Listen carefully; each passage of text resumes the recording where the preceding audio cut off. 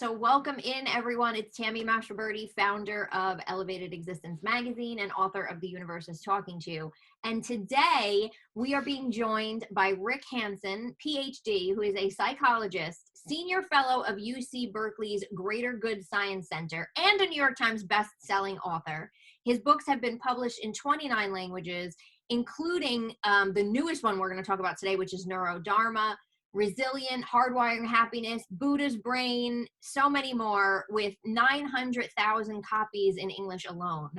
He's also the founder of Wellspring Institute for Neuroscience and Contemplative Wisdom. He's lectured at NASA, Google, Oxford, and Harvard, and taught in meditation centers worldwide. His work has been featured on the BBC, CBS, NPR, and more. He began meditating himself back in 1974, is trained in several different traditions, and leads a weekly meditation gathering. Today, we're talking about his newest book, Neurodharma, New Science, Ancient Wisdom, and 7 Practices of the Highest Happiness. It offers you 7 different practices or ways of being that can be helpful for those people who might actually just have limited time and are looking to incorporate things into their lives as well. Whether you've been practicing meditation for years or mindfulness for years or have never done any of it. And so welcome, Rick, into this live broadcast that we're doing here. I love the book. Congratulations on the book. Thank you. And I want to start off by asking you, in the book, in the introduction part of the book, you actually say it's almost like a retreat within the book, right? So you give a lot of information, and then you give different practices and guided meditation. So if people really go through the book, it's sort of like going through a retreat. And you offer these 7 different paths or ways of awakening or, becoming enlightened, which people talk about. My question is, the first question I want to start off with is, where did you come up with these 7 ways or these 7 paths, which start with steadying the mind, and then the final one is finding timelessness? Where did this sort of idea and concept come from? That's a great question, Tammy. So it came from observing people I know who are farther along than I am. They've been practicing a long time. And also it came from observing people throughout history, the great saints and sages and teachers. What's it like to be them? And what are they doing to be like them, right? What is enabling them to have that profound inner peace, radiant love, deep contentment, courage and calm and strength in the face of adversity, which is obviously very relevant today, Yes. Including mind-blowing, consciousness expanding states of being, and even profound insights into the nature of ultimate reality itself. How they do it, right? If you want to, it's kind of, I'm a very practical guy. I'm a methods guy, in the trenches. So if you want to get good at anything, whether it's cooking pasta or, juggling or playing tennis, you want to study people who are good at it. So we can study these people and tease apart the elements that enable them to be enlightened at the ultimate level. And what I see in them, and see for yourself if these 7 qualities ring true, are that they seem to have a deep stability of presence. They're just stable, boom, steady of the mind, mindful, concentrated, present. Also, they're loving. They have a warm heart. A friend of mine was a monk in Asia for a long time, and I asked him if he met anyone that was enlightened. And he said, well, they have higher standards there. It's not like a white light moment and you get a TV show. No, they watch you, right? But still, there were certainly some people that were considered very far along. So I said, what are they like? He said, well, they're always the same in this way. I mean, sometimes they're happy, sometimes they're quiet, and, they change. But basically, if you're nice to them, they really love you. If you're mean to them, they really love you. Their love's unconditional. I mean, that's the second quality we see in them. We also see emotional balance. Could be called equanimity. It's a sense of contentment already. No need for craving. None of the craving the Buddha identified in the Second Noble Truth as the source of so much suffering and harm, including subtleties of drivenness or aversion or clinging to others. So those are the first 3. Steadiness, lovingness, and fullness, right? And we can see that in these people, and we can touch it in ourselves. That's the key point, too. We all have a taste of these. They're not reserved for exotic characters in caves. Then the next three are wholeness. I call it wholeness. It's a sense of being whole, nothing left out inside yourself, complete self-acceptance with a non-dual sense of your own consciousness, that it's just one unified whole. Fifth practice is receiving nowness, right in the present, right at the front edge of now. They're completely in the present. They're aware of the past and the future, but they continually disengage from it and even let go of the present as it arises. So being in the present. Okay. Then opening into everything, opening into allness, a sense of connection with everything. And then last, finding timelessness, including a sense potentially of what is transcendental, what is meaningfully distinct from ordinary reality. So you have these 7 qualities. And what the book's about is yourself becoming steadier, more loving,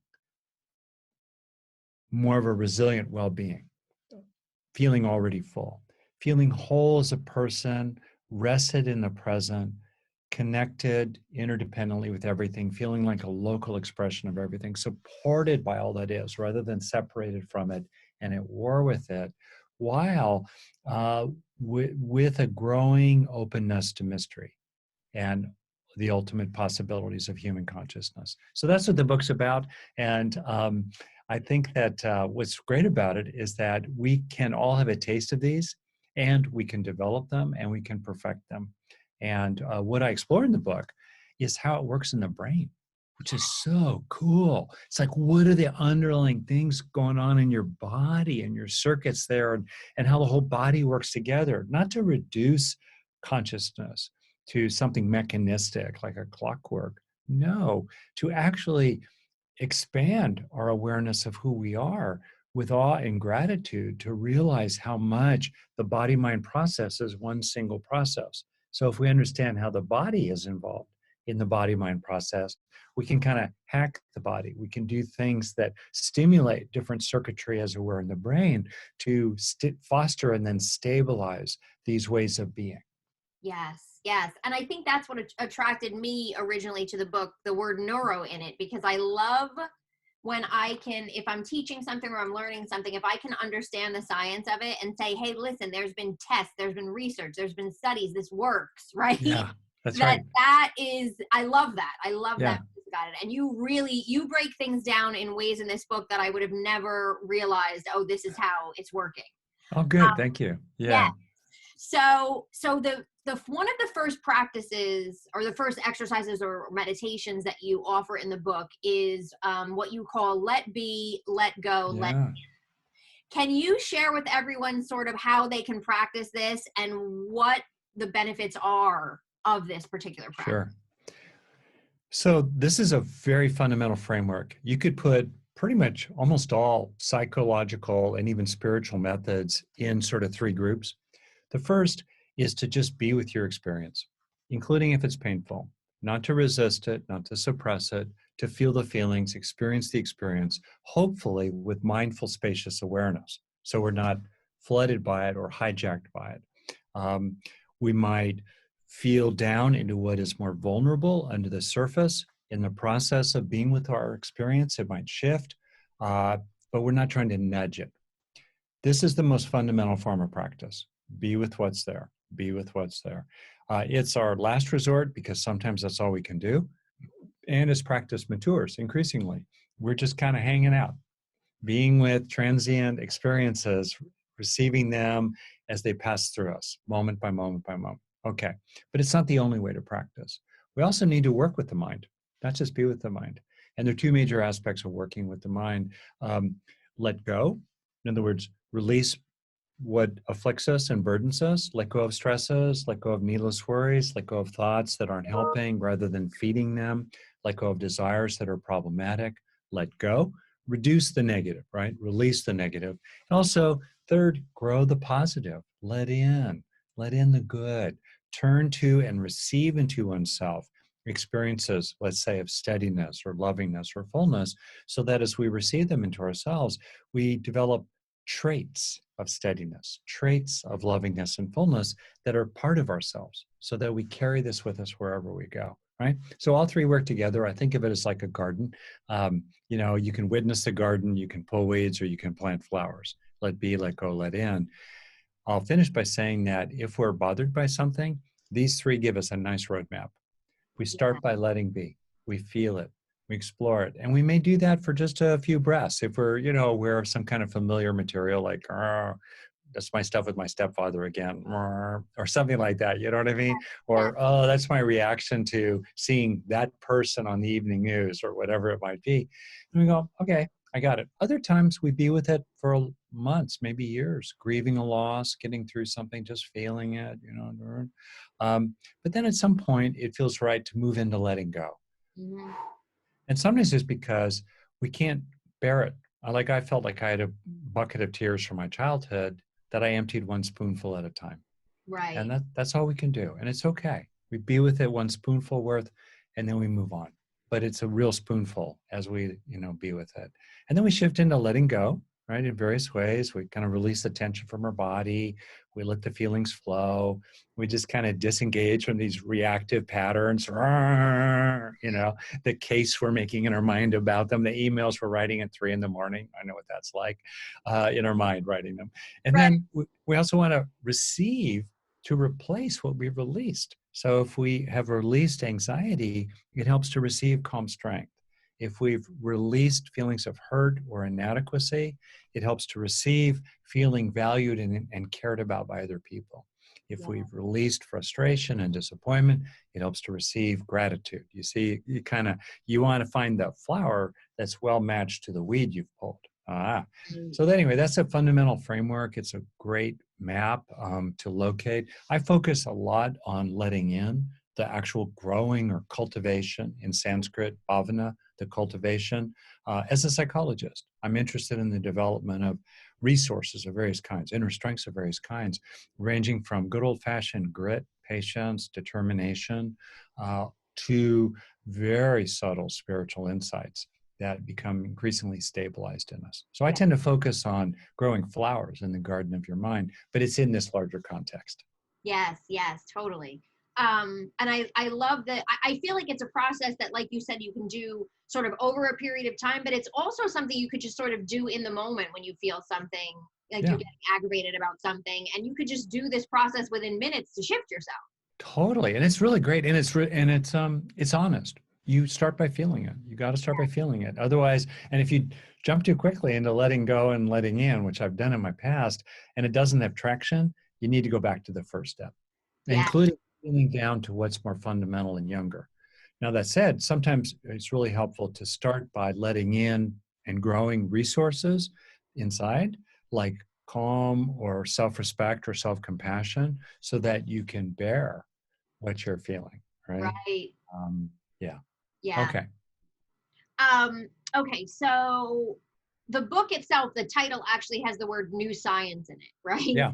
So can you share some of sort of the latest, like if just like a couple of your top latest findings of the science and how it relates to how we can actually utilize these different practices to create permanent change? Because Yeah. that's what's so awesome about the brain is that That's right. we can, these little things build up to actual permanent change in the brain. So are there Exactly. can you share just a couple new things that you talk about in the book that maybe are some of your favorite that people can really benefit by knowing? Oh, fantastic. Um, well, let's see, a couple of things here. One is that when we're experiencing emotionally positive things like uh, just happiness or gratitude, or even subtleties of, let's say, contentment or even tranquility or love, when we're having emotionally positive experiences, that helps to stabilize our attention. So, in meditation or even ordinary life, it's very helpful to gently encourage and protect emotionally positive experiences. Sometimes people think that meditation should be sort of grim or, there's a place for being deliberate, but Right. happiness is skillful means, because neurologically, this is so cool. When we're feeling a sense of contentment or well-being or a pleasant sense of peacefulness or even intense kinds of bliss, which are understood traditionally as factors of deep absorption and concentration. When we're experiencing any of those things that are emotionally positive, that increases dopamine activity in the brain. And as it goes up in the brain, it in effect turns on a kind of gate inside the neural substrates of working memory. In other words, the neural basis for what we're experiencing in the moment. And when dopamine increases and it kind of closes that gate, then we're less distractible. The barbarians outside the gates can't come in and distract us, so we can stay with the sensations of breathing or whatever it is we're trying to focus on. So isn't that really neat? You know, the ways in which emotionally positive experiences help us stay focused and concentrated in Yeah. meditation or otherwise. I'll give you a second one that's really practical too, if you Okay. like. So when we're trying to get tasks done, or when we're just sort of spacing out and daydreaming, we tend to engage neural networks in the midline of the cortex, in the very top of the head. All right. There's a place for that, but that becomes a lot of our life. We're all busy, busy, busy in our mind, or we're just daydreaming or ruminating. You know, what do we resent, our self-criticism, our regrets, our hurts, why don't they love me more, right? A lot of suffering there, and a lot of sense of self, and a lot of what's called mental time travel, going into the future or obsessing about the past based on midline activity. On the other hand, when we come into the present, are really just mindful of things as they are, this activity decreases. The sense of self decreases, the sense of future or past decreases, and networks on the side of the brain, especially the right side for right-handed people, whose right hemisphere does holistic gestalt processing. It's just switched for many left-handed people, but the idea is the same. The networks on the side of the brain get active and really, really pull us out of negative rumination. So much of our suffering is negative rumination. We're lost in thought. We're lost in the simulator. This is the default mode network in the back that I'm talking about. So a great trick, it's great. You can do it right now if you want, is people watching this can do it, is to get a sense of your body as a whole. The sensations of breathing in your body as a whole. So it's like one whole with many little sensations in it, sort of like one image. I'm seeing you, you're seeing me. There are a lot of things in the image, but it's one integrated whole. That's how we experience it. We can do the same with our body. We can even get a sense of the whole room. Anytime you get a sense of things as a whole, you're going to activate these networks on the side of your brain and quiet activity here in the midline of the cortex. It's fantastic. You can just do it at any time, the sense of things as a whole. And there's good research that supports both the things I'm talking about. I have, I think, over 600 reference notes in the book.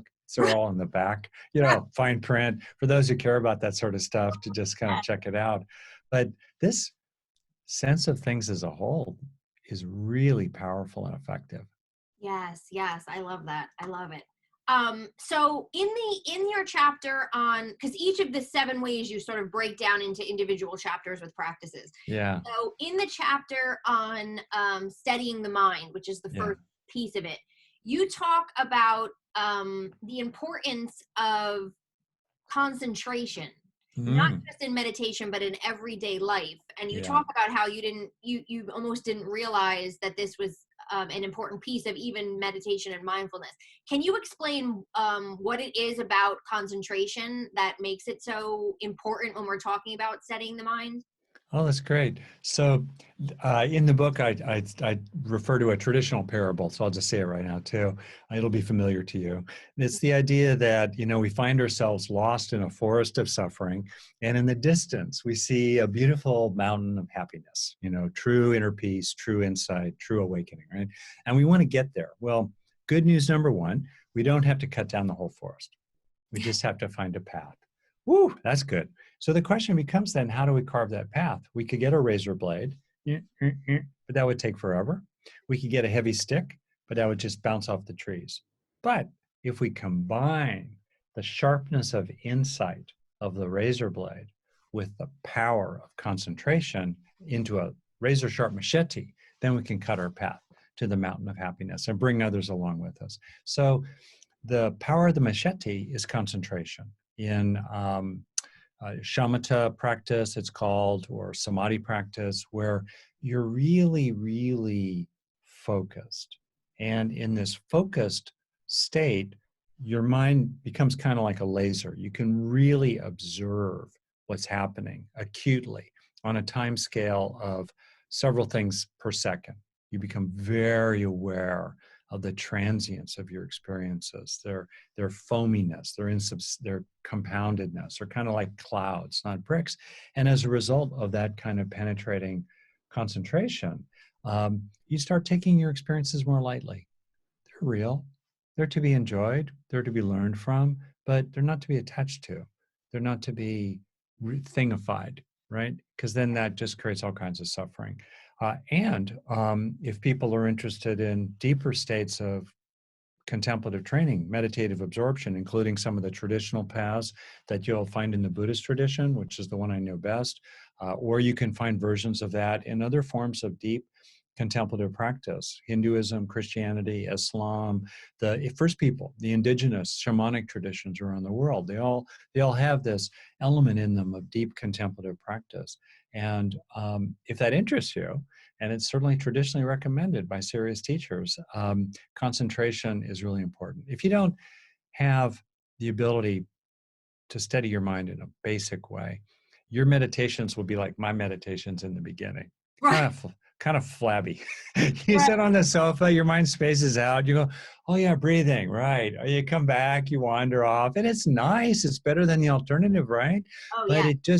but it's not so transformational. My meditation really took off when I started to explore the territory of really, really, really steadying your mind. And there are ways to do it. And I list some ways to do it in the book. And, practice really helps. Yes, totally, totally. Um, so you also talk about something called positive neuroplasticity, Yeah. sort of turning these passing states into lasting change. Yep. Where you actually start seeing, they always say that the practices that you do, the goal is you start seeing the results in your everyday life, not just during those practices. Yeah. And you talk about, and you mention this throughout the book at a couple different places, the acronym HEAL, Yeah. HEAL. Oh, yeah.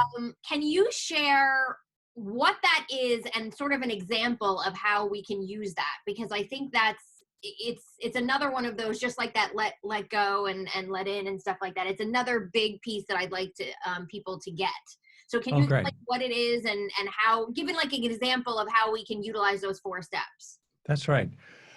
So the dirty little secret of, psychotherapy, coaching, counseling, meditative training, mindfulness training, compassion training, human resources training, character education with kids, the dirty little secret is that most of the experiences people have are momentarily pleasant, but leave no lasting value. Yeah. You meditate, it's nice, you get up, 10 minutes later, you're irritated with your partner, Yes. or who left the dish in the sink, something like that. Or you have a psychotherapy session and it feels good. You have an insight. You go, yeah, I don't want to be like that next time. Or yeah, I don't need to let that get to me and bother me. And then the next day it gets to you again, right? It bothers you again. There's no growth curve, right? So the question that interests me is, how can we help learning land? I mean, the learning in the broadest sense, including spiritual learning. How can we help it land? How can we uh, move from state to trait, right? Yes. Passing states to lasting traits. How do we actually do that?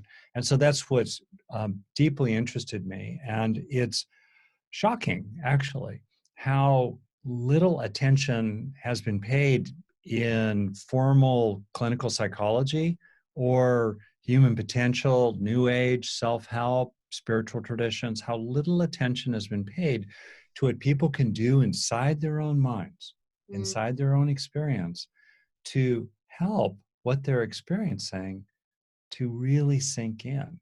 So it becomes the new normal and you actually acquire it. So it becomes part of you over time.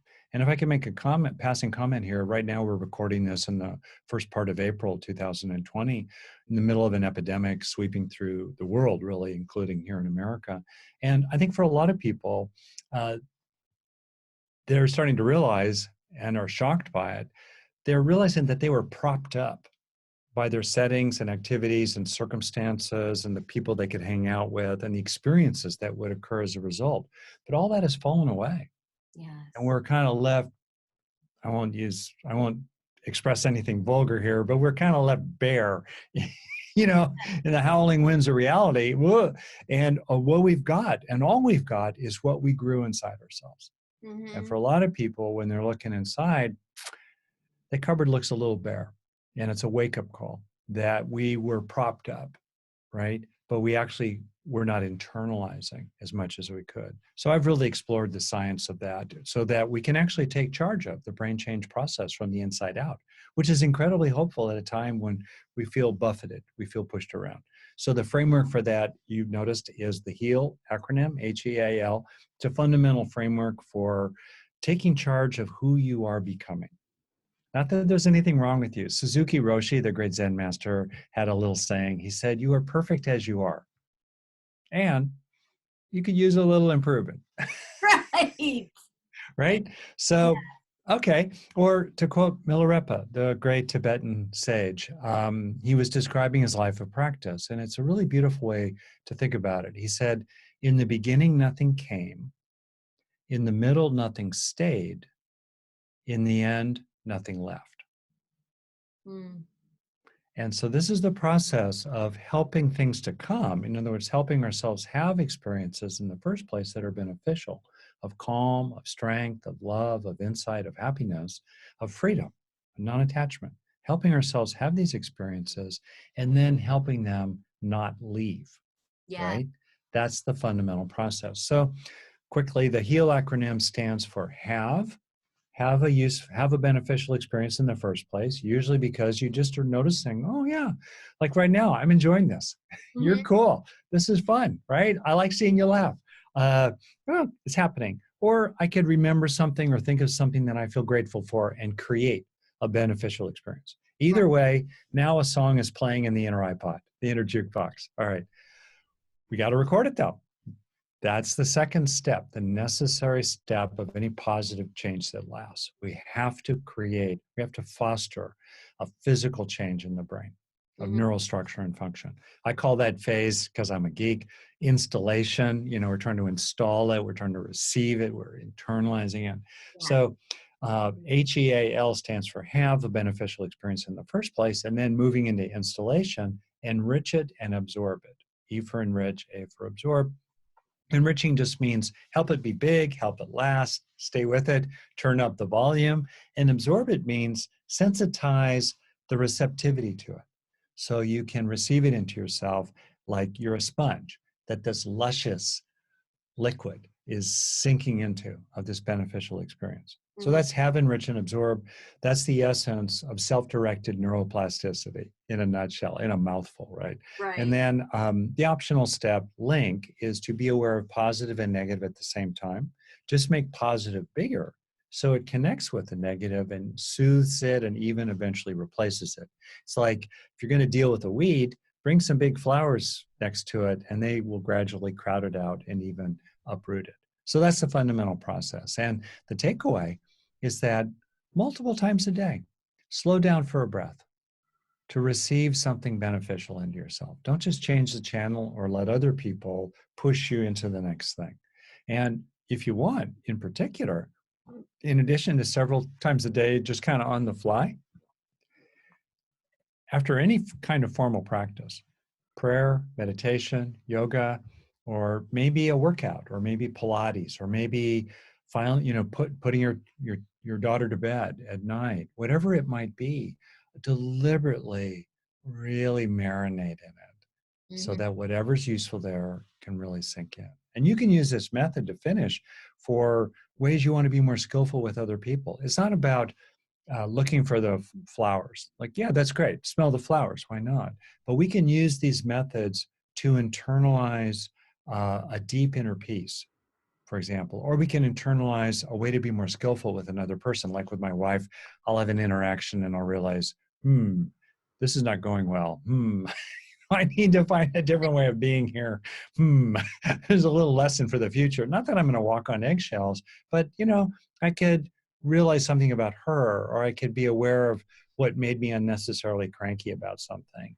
And I can internalize a way to be more skillful the next time. So I don't just do the same thing over and over and over again, not learning, right? So we can use these methods for whatever we want.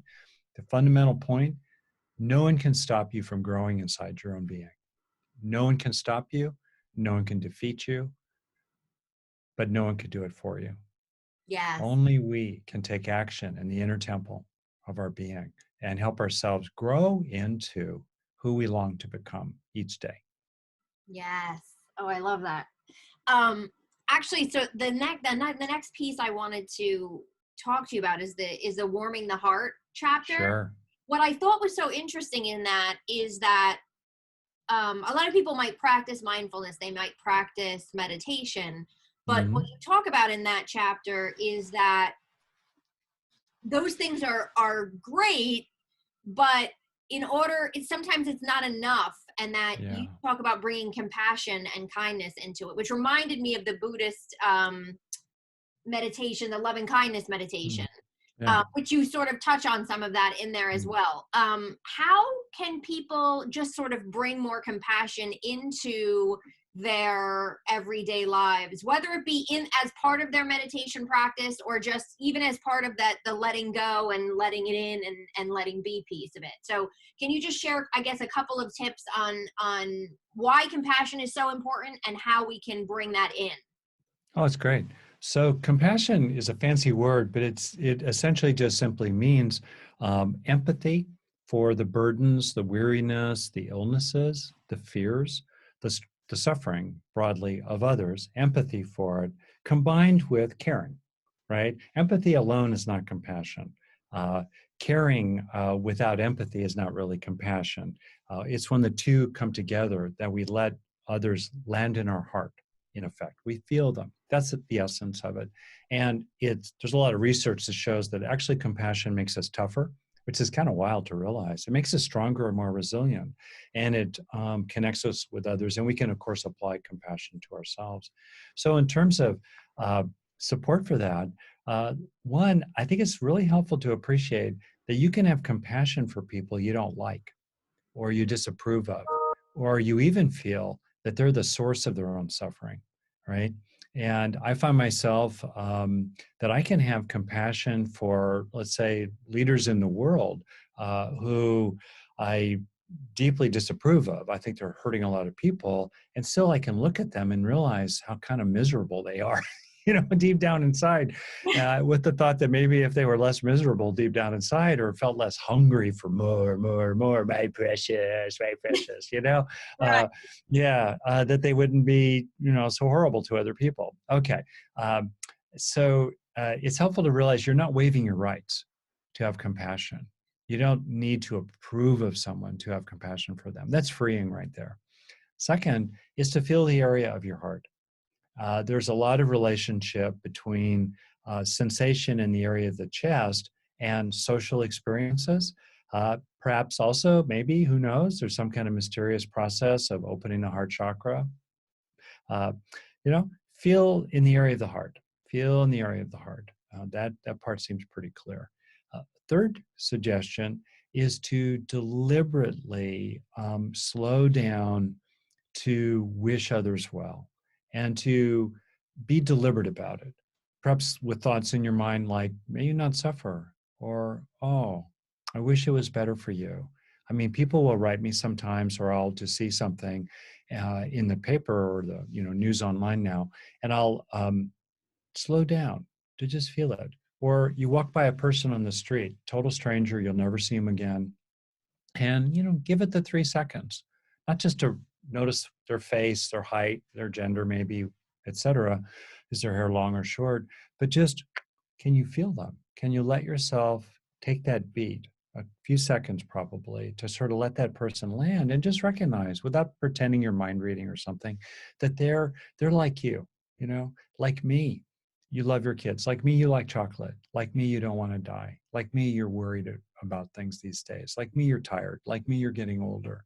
Like me, you too will eventually pass away. And we can deliberately train in these feelings of compassion, and in the process of that, strengthen them. And here's where I want to make kind of a key point. It's not enough to read these books. It's easy to be inspired or have a neat idea or kind of go, wow, that's amazing. And then same old when you wake up the next morning. It's really important to practice it. That's why I created this online program that's a great companion to the book. It's full of guided meditations, guided practices. It came from this retreat I taught over 10 days on the material of the book. And people can go to my website and check it out, rickhanson.net. It's very, very affordable. We also have scholarships for people with genuine financial need. We love giving those scholarships out. But the point is, it's important to practice this stuff. Not just read about it. The book's full of guided meditations, but if you're just reading them, they don't always have the most impact. That's why that online program is especially good for cultivating things like compassion over time.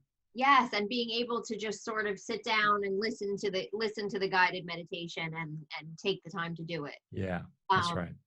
So another key piece that jumped out at me in the book is you talk about suffering, stress, dissatisfaction, that it's not the experience of getting, having stress or being upset about something or getting, triggered by something.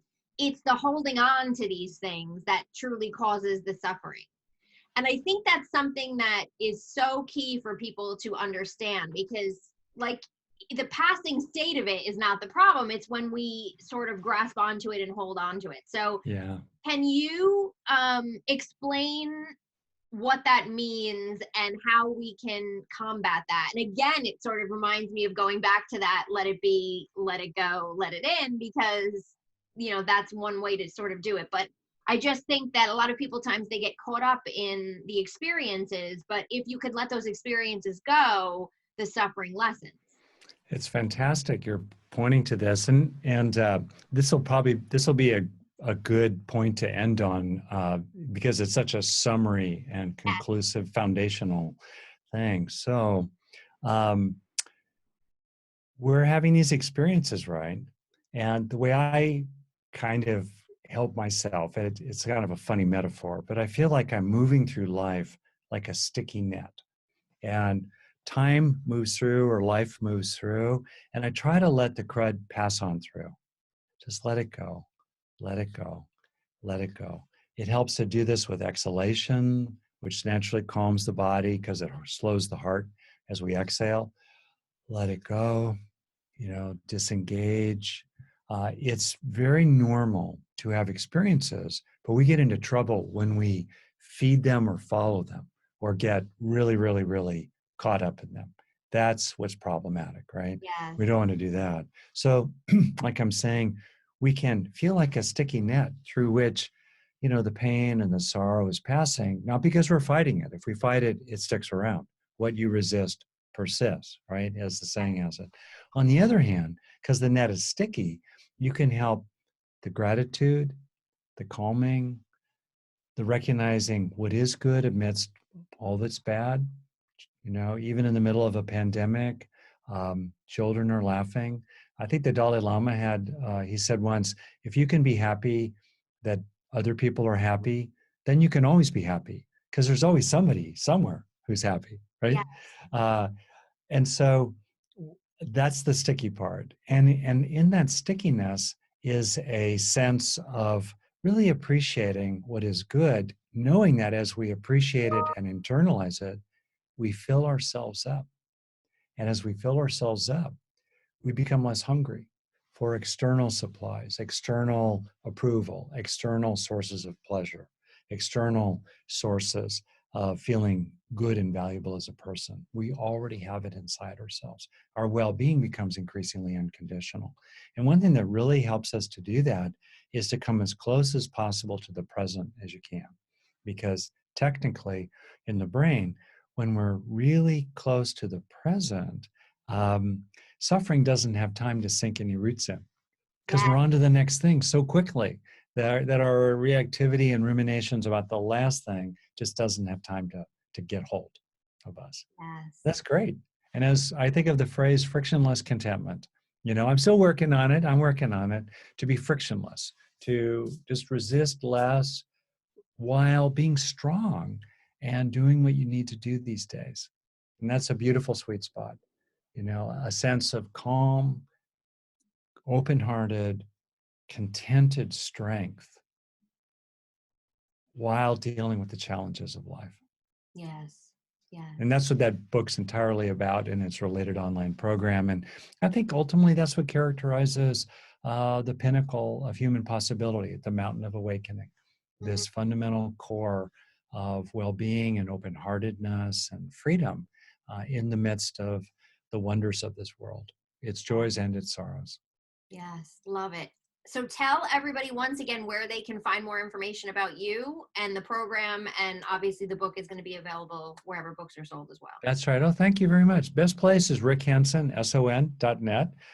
Chock full of freely offered resources, little short tidbits, talks, videos, meditations, scientific papers, whatever you want. And Rick Hanson, son.net. Okay, awesome. Thank you so much, Rick, for being here. Congratulations again on the new book. Oh, Um, thank you. and thank you for sharing all of this with everyone. I'm sure everybody is going to get some chunks of wisdom out of this that they can take into their day. It's, to me, the material is great. It's like the neatest science combined with the perennial wisdom of the ages pulled together and really applied in very practical, friendly, accessible, experiential ways. So Yes, thank you. fantastic. Thank you so much. And thank you all of you who are listening, and we will see you next time.